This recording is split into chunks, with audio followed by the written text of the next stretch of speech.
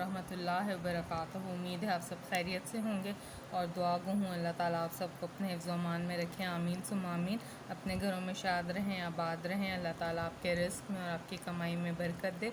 तो करते हैं आज का व्लॉग शुरू। और आज के व्लॉग में हम अनबॉक्स करेंगे जोंग 4G बोल्ट प्लस का।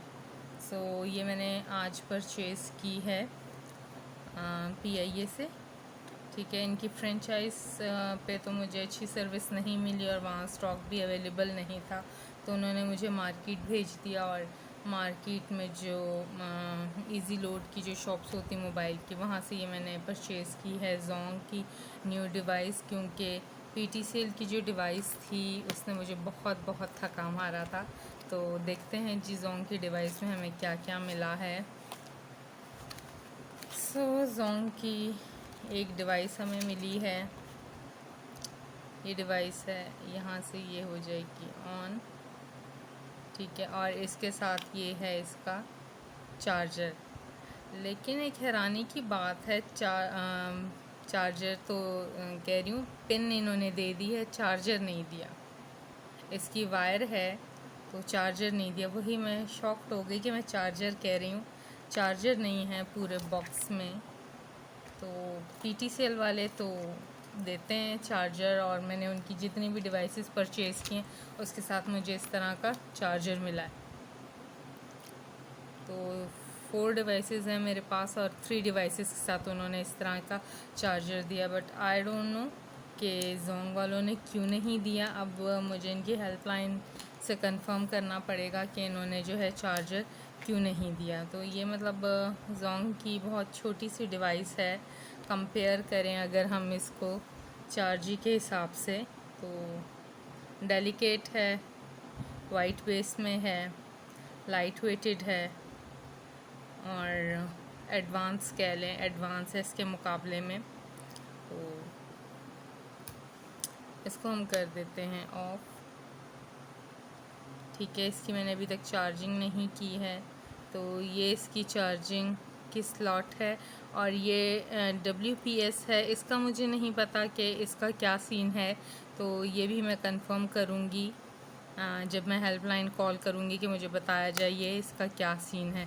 सो इसको देखते हैं कि इसके अंदर क्या है जनाब।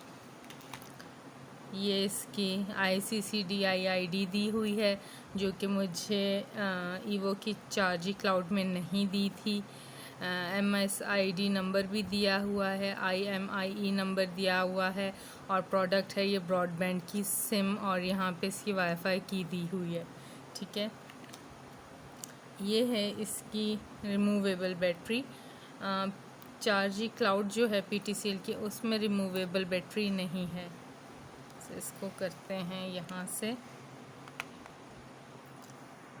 तो ये इसकी सिम जो है, प्रोडक्ट सिम इंटरनेट, ये उसकी जैकेट है। और यहाँ पे आप अपना कोई भी मेमोरी कार्ड डालकर, जो भी आपने स्टोरेज वगैरह करनी है, अगर आप घर में नहीं हैं और कहीं बाहर हैं और आपके पास उस वक्त आपका लैपटॉप या जो मोबाइल वगैरह है या टैब अवेलेबल नहीं है, तो ये एक SD कार्ड की स्लॉट यहाँ पे बनी हुई है। इसमें आप कोई भी SD कार्ड ऐड कर लें और उसमें जो रिकॉर्डिंग या जो डाटा सेव करना है कर लें।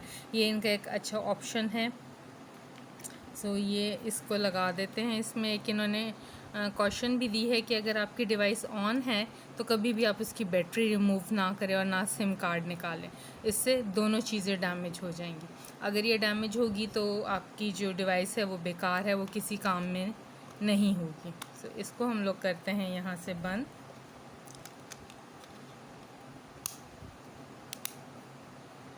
ये डिवाइस आ गई। अच्छा जी, इसके साथ ये इसकी सिम कार्ड है ब्रॉडबैंड का। तो चेक करते हैं इनके सिम कार्ड पे ये लिखा हुआ है, और जो ये रेगुलर इनका सिम कार्ड होता है तो उसमें क्या प्रोडक्ट लिखी हुई है। अब यहाँ पर जो इसमें प्रोडक्ट लिखी हुई है वो है न्यू सिम 64 के, यानी ये कॉलिंग सिम है न्यू सिम। और ये जो सिम है यहाँ पर लिखी हुई प्रोडक्ट ब्रॉडबैंड सिम। तो ये डिफरेंस है इसके अंदर कि आप इसमें कॉलिंग नहीं कर सकते, इसमें जस्ट हम जो है ना इंटरनेट यूज़ कर सकते हैं। सो एक ये चीज़ इन्होंने अच्छी कर दी कि सिम पर मेंशन कर दी ये ब्रॉडबैंड की सिम है, ये पैकेज कॉलिंग सिम है। तो कॉलिंग सिम में भी आप पैकेज करा सकते हैं इंटरनेट का, लोग करवाते हैं मंथली वीकली, बट वो मेरी समझ से बाहर है। कहते हैं ना ये आसमानी बातें, तो समझ लें मेरे लिए भी ये वाले पैकेजेस आसमानी बातें। मुझे नहीं समझ आती क्या कोड डालना है, कब पैकेज कराना है, कब पैकेज एंड होगा। मैंने जब से मोबाइल लिया है मैंने आज तक किसी भी जो है ना सिम में इंटरनेट पैकेज नहीं करवाया, क्योंकि मुझे मोबाइल पे इतना इंटरनेट यूज़ नहीं करना होता। मुझे करना होता है सिस्टम पर इंटरनेट यूज़ या लैपटॉप पे करना होता है, क्योंकि मुझे और मेरी मदर को अपने स्पेयर टाइम में जो है ड्रामा वगैरह देखना होता है, वहीं पे ब्राउज़ करते हैं और वहीं पर हम लोग देखते हैं। तो ये एक चीज़ है, मैं कन्वीनियंट समझती हूँ इस डिवाइस को, कि मैं इसको कैरी भी कर लेती हूँ।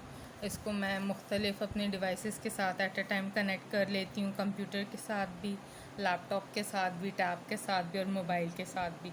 तो मैं इसको कहीं भी ले जाती हूँ। तो ये चार्जेबल डिवाइस मेरे लिए बहुत ज़्यादा अच्छी है। तो इसमें जो है हमें इन्होंने ये एक दी है क्विक स्टार्ट गाइड। तो ये इसके हवाले से गाइड है, इसमें सारे FAQs दिए हुए हैं, इसकी रिस्टोर फैक्ट्री सेटिंग के बारे में बताया हुआ है कि कैसे करनी है, और इसमें जो वाईफाई कनेक्शन की सेटिंग है उसका बताया हुआ है। फिर इनका जो लॉगिन मैनेजमेंट पेज है HTTP 192.168.8.1, उस पर हमने जो है साइन इन करके अपनी तमाम इंफॉर्मेशन वगैरह के कितना डाटा यूजेज है, क्या पैकेज है, वो हम किसी भी टाइम में चेक कर सकते हैं। और इसमें जो है फैक्ट्री रीसेट का बटन बताया हुआ है, जो कि बैटरी के अंदर है। अगर हम बैटरी निकालेंगे उसके साइड पे एक यहाँ पे मेंशन किया हुआ है, छोटा सा बटन है, मैं आप लोगों को दिखाना भूल गई थी। तो इसको प्रेस करके तो हम फैक्ट्री रीसेट कर सकते हैं, जो भी उसमें हमारा डाटा और जो भी चीज़ होगी वो दोबारा से रीसेट हो जाएगी। सो ये इसके बारे में सारा स्टार्टर गाइड के बारे में बताया कि क्या क्या ऑप्शन है। सिर्फ मुझे एक ये नहीं समझ आ रहा WPS इंडिकेटर क्या है और इसका क्या वर्क है।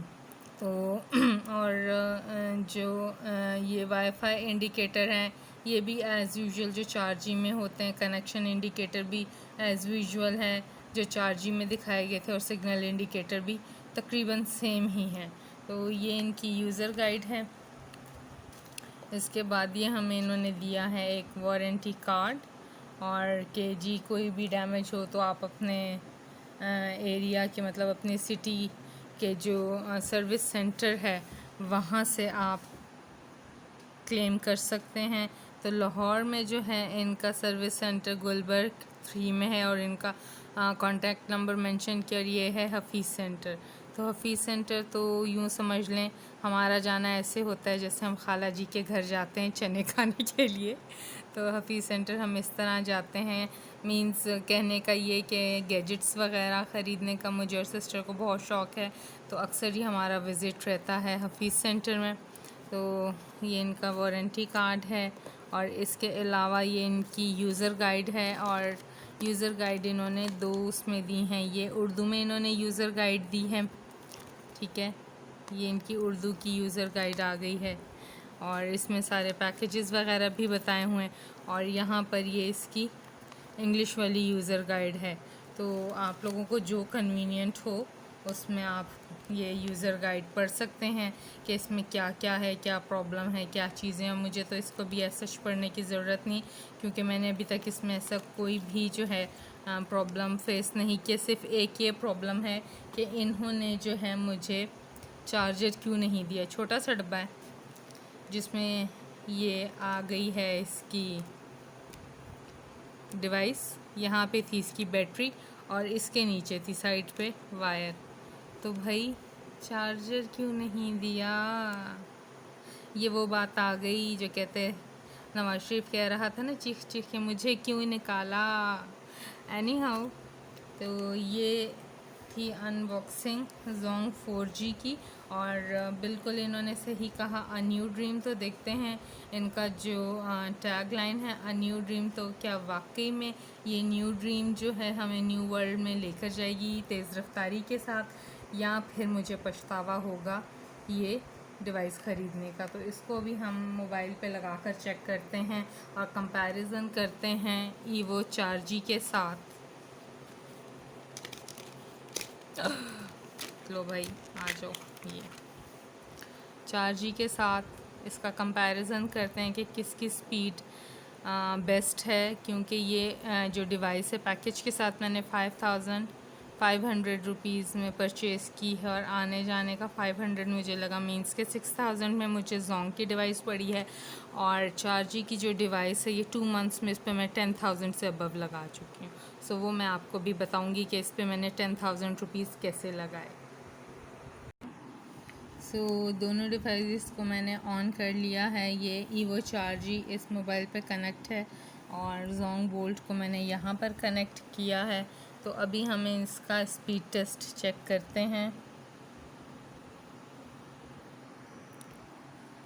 फ्रेंड्स, आपने देखा जैसे मैंने Zong से कनेक्टेड मोबाइल पे स्पीड टेस्ट के लिए पेज ओपन किया तो ये फ़ौरन खुल गया, और यहाँ पर जो Evo 4G है ये मुझे ऑफलाइन शो कर रहा है। यहाँ पे मेरी डिवाइस ऑन है, ठीक है, सिग्नल्स भी आ रहे हैं, पूरे सिग्नल्स ये शो कर रहा है, कनेक्टिविटी ये शो कर रहा है, और ये यहाँ पर मुझे ऑफलाइन शो कर रहा है।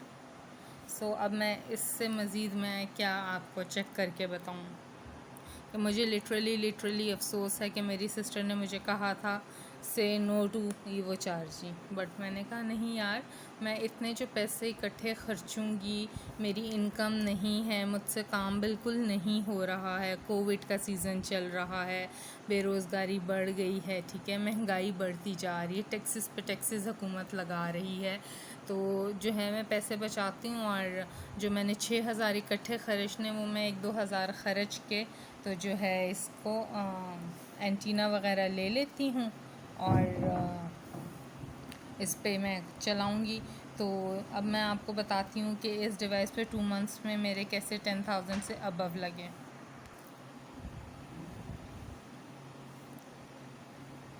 तो उसको बताने से पहले हम चेक करते हैं Zong का स्पीड टेस्ट, क्योंकि PTCL में तो मैं अभी भी ऑफलाइन ही हूँ, ठीक है। तो ये जनाब इसकी पिंग आ रही है 27 ms, और अच्छी स्पीड है। मुझे PTCL में कभी भी इतनी पिंग नहीं मिली। अब इनकी डाउनलोडिंग जो है वो भी स्पीड इन्होंने काफ़ी अच्छी दी है, 19.20 डाउनलोड स्पीड आ रही है इसकी। मेरे हिसाब से बहुत अच्छी है। PTCL में मुझे 0 डाउनलोडिंग आ रही होती और शो ही नहीं करते थे। तो कंपैरिजन करना जो है ना इनका फजूल है। ये देखें प्ले स्टोर भी खुल के, जबकि अभी तक मैं यहाँ पर ऑफलाइन हूँ।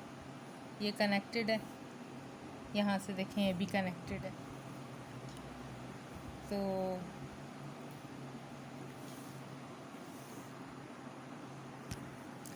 अब हम यहाँ पर YouTube चेक करते हैं कि अगर YouTube इसका ऑन होता है। यहाँ पर हम चेक करते हैं, बैक पे जाते हैं, तो यहाँ से हम यहाँ YouTube ओपन करते हैं। अब ये YouTube में स्क्रॉल करता जा रहा है, यहाँ पे YouTube ओपन हो गया, ये आप देख रहे हैं। ये Zong की स्पीड है और ये PTCL। ये YouTube भी मोबाइल पे कनेक्ट नहीं कर रहा है। तो वीडियोस मैंने क्या चलानी है या व्हाट्सएप मैंने क्या चेक करना है, तो अगर हम इस पे जो है व्हाट्सएप चेक कर लें तो वो भी आई डोंट थिंक सो कि इस पे मुझे जो है व्हाट्सएप चेक किया जाएगा। व्हाट्सएप ओपन हो गया, जस्ट व्हाट्सएप इस पे ओपन हो रहा है, तो इसका व्हाट्सएप मैं चेक करती हूँ। इसका व्हाट्सएप कहाँ पर है? व्हाट्सएप गुम गया। ये असल में मेरी सिस्टर का मोबाइल है ये।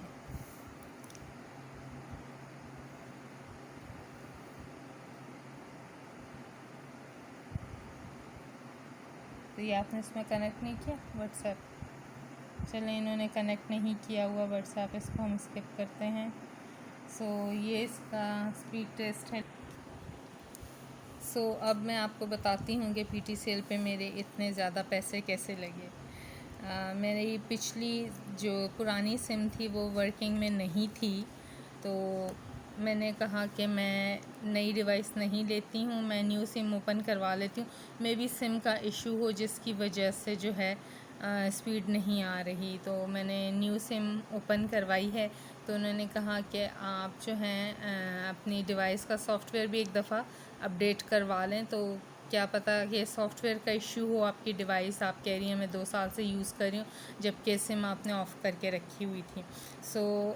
घर से भी जो है मुझे उबर करवानी थी इनकी फ्रेंचाइज़ तक के लिए। फ्रेंचाइज़ से इन्होंने जो है मुझे सॉफ्टवेयर अपडेट करवाने के लिए फैसल टाउन में भेज दिया। वहाँ पे इनका ZTE वालों का ऑफ़िस था। इसकी वीडियो मैंने अपलोड की थी कि वहाँ पे मुझे कितना बिटर एक्सपीरियंस हुआ। एक तो मुझे आने जाने के जो हैं 600 रुपीज़ वहाँ पर उबर में लगे, और उन्होंने पुअर सर्विस दी। सॉफ्टवेयर तो अपडेट कर दिया, मैं आई वहाँ पर, मैंने स्पीड टेस्ट किया और इसका जो है चल रहा था उस एरिया में। बट जैसे ही मैं अपने एरिया में आई तो बिल्कुल ना सिग्नल थे, ना किसी किस्म का मैं कोई स्पीड टेस्ट कर सकती थी, ना पेजेस चेक कर सकती थी। तो मुझे हुआ कि मे बी इसकी जो है सिम का इशू है, क्योंकि मैंने ये न्यू सिम ओपन करवाई है। तो मैंने जाके नेक्स्ट डे इनकी जो ब्रांच थी जौहर टाउन में, वन स्टॉप शॉप, उधर मैंने कहा कि क्या इसकी सिम का इशू हो सकता है कि अगर सिम किसी नमी वाली जगह पे पड़ी हो तो वो डैमेज हो और जिसकी वजह से वो सिग्नल नहीं कैच करी। तो उन्होंने कहा मे बी हो सकता है, तो आप इसकी ना सिम रिप्लेस करवा लें। मैंने कहा प्लीज़ आप मुझे गाइड कर दें कि मैं सिम रिप्लेस कहाँ से करवाऊँ। तो उन्होंने कहा हमारी जो है फैसल टाउन में ब्रांच है, आप वहाँ पर चले जाएं और वहाँ से सिम रिप्लेस हो जाएगी। तो मेरी सिस्टर कहती फैसल टाउन, मैंने कहा हाँ हाँ वो बरकत मार्केट है, मुझे उसका पता है, हम वहाँ चलते हैं। तो घर से मुझे वहाँ तक जाने में 300 रुपीज़ लगे थे। इनकी फ्रेंचाइज़ से जो है मैं बरकत मार्केट आई तो मैंने 300 रुपीज़ उबर पर पे किए। वहाँ पर उन्होंने पहले तो मुझे वेट करवाया और फिर कहा सिम ईवो की यहाँ से रिप्लेस नहीं होगी, बस आप चली जाएं हमारे कलमा चौक वाले ऑफ़िस पे। फिर मुझे उबर करवानी पड़ी और उबर पे फिर मुझे जो है 129 रुपीज़ पे करके कलमा चौक जाना पड़ा, और वो सारा फजूल में गया क्योंकि उनके ऑफ़िस में कोई बंदा नहीं बैठा हुआ था, जस्ट 2 गार्ड थे जो कह रहे थे हर काम वही डील करते हैं। तो मेरे सारे उबर के पैसे ज़ाया गए, और फिर वहाँ से जब मैं घर आई तो मुझे डबल बाई ट्रिपल पड़ा, क्योंकि मैं बिल्कुल ही अपने घर के ऑपोजिट साइड पर चली गई थी। तो मुझे फिर दोबारा जो है इनके ऑफ़िस में विज़िट करना पड़ा। तो मैंने उनको सारा बताया, उन्होंने कहा ठीक है हमने आपकी कंप्लेंट फॉरवर्ड कर दी है। तो मैंने कहा काइंडली इसका पैकेज चेंज कर दें। तो उन्होंने कहा पैकेज चेंज करने के लिए आपको इसका एक्स्ट्रा पे करने पड़ेंगे। इसको ओपन करवाने के 1850 रुपीज़ मैंने दिए थे। तो पैकेज के लिए उन्होंने कहा फ़िलहाल आप 300 रुपीज़ 50 पे कर दें, और जो अगर कम या ज़्यादा हुए तो वो आपके बिल में एडजस्ट हो जाएंगे। मैंने कहा इट्स ओके। पैकेज का मैंने इसका पे किया, और फिर जब मैं घर आई तो मेरी सिस्टर ने हेल्पलाइन कॉल की और वहाँ पे कंप्लेन डाल दी। तो हेल्पलाइन पे जिस बंदे ने कॉल रिसीव की वो काफ़ी हेल्पफुल था, उसने सेटिंग सारी रीसेट की और कहा आपकी सिम का इशू नहीं है और आपको वहाँ जाने की बिल्कुल भी ज़रूरत नहीं कि सिम रिप्लेस करा दें, मैंने यहाँ से कर दी, ये चल जाएगी। तो वो जो 7 डेज़ थे जब मैंने सिम ओपन करवाई थी, evo was working really fine. 1 MBPS इसकी डाउनलोडिंग स्पीड आ रही थी। इसकी अपलोडिंग स्पीड तो 0 KB थी, और लेकिन पेजेस खुल रहे थे, ब्राउजिंग हो रही थी और डाउनलोडिंग हो रही थी। तो मैंने कहा मुझे और तो कुछ नहीं चाहिए, मेरे लिए इंटरनेट चल रहा है, दैट्स इनफ।